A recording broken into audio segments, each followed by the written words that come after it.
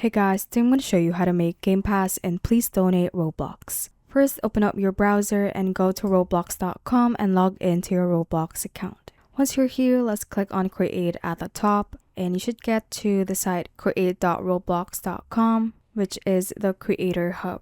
From here, let's click on the creations option from the options at the left and you should have an experience in here by default. So just select a specific experience you have, and once you're here you should have all these menu options.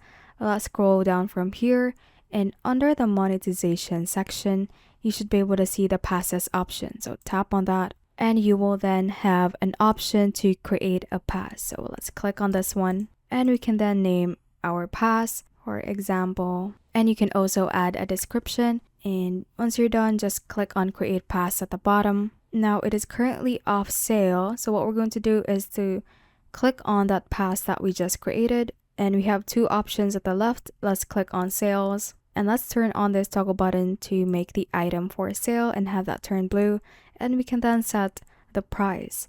So for example, I'm going to set it to 100, and you can also opt to enable or disable the regional pricing.